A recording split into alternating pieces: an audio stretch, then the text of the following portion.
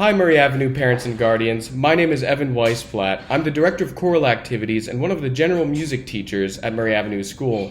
I'm super excited to share with you a few things tonight about your child's chorus or general music class. I promise I had a more entertaining presentation for you tonight, but my fiance and I just got this little fella named Buddy. Buddy. He doesn't know his name yet. He's still so little. He's trying to give me kissies. Anyway, as I was saying, I planned to give you a more entertaining presentation tonight, but because of this little fellow right here, it's going to be a little bit more straightforward, but I promise, his name's Buddy, by the way, but I promise that I'll keep it straight to the point and as brief as possible. Welcome to 6th grade general music. I'm your host, Mr. Weisblatt. If you hear a little commotion in the background, that is, of course, because of my little guy, Buddy. He's having the zoomies right now. He's going pretty crazy, but I'll try to keep things as focused and as brief as possible. Hope you enjoy this presentation. All right, so let's dive in. This is a presentation that I showed your student in the first few days of school, but I shortened it down a little bit so that way we could hit the most important points that you need to know as you think about general music for your student this year with me. This is just a funny photo I showed every student on the first day,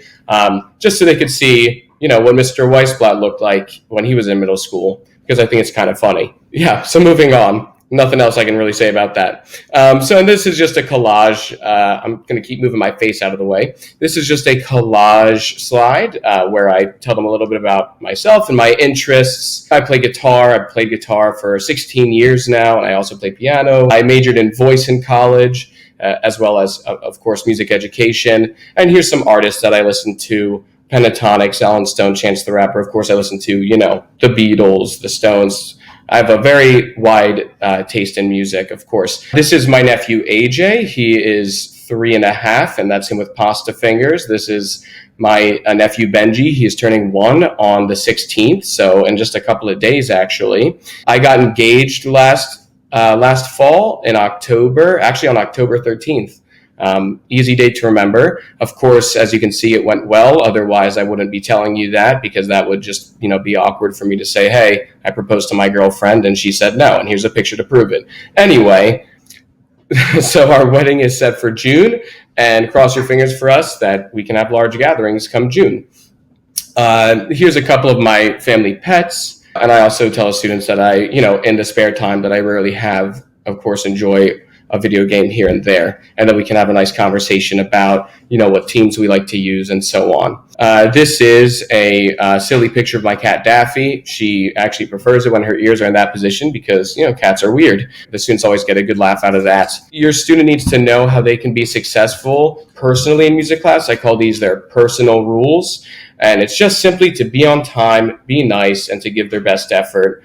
And my expectations for being on time really kick in starting in October for, 6th graders. And for 7th and 8th graders, they should probably know their way around the building unless they're new to the school. Of course, this year is a special year, a unique year. And so I'm being more understanding about that, of course. As far as be nice goes, I tell them they don't need to be best friends with the people in the class. They don't even really need to be friends, but they do need to be kind to each other because life is difficult enough, especially right now. And being kind can make it a little bit easier.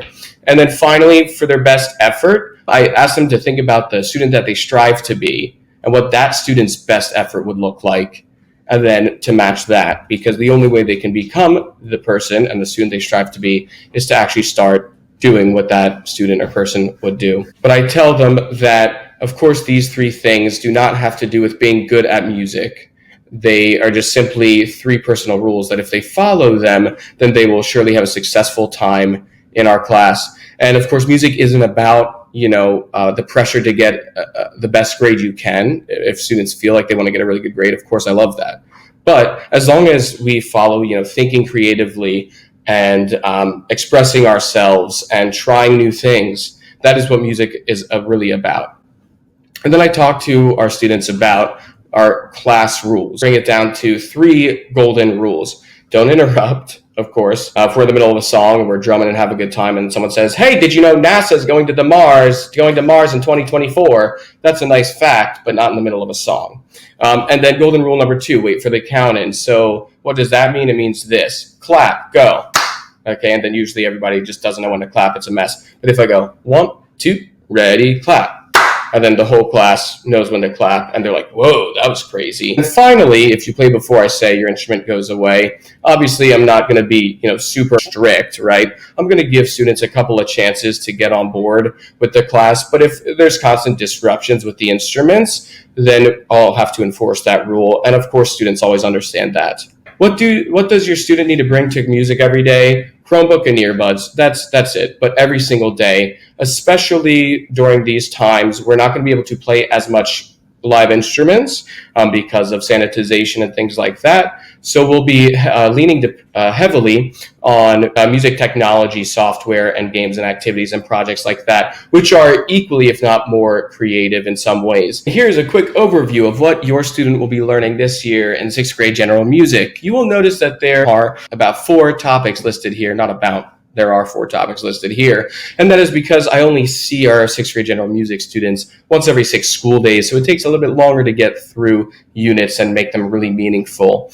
So a big topic and area that we will cover this year is what I say to the students, music tech and sound sorcery, and that's just a fancy way of saying we'll be working with music production and recording software.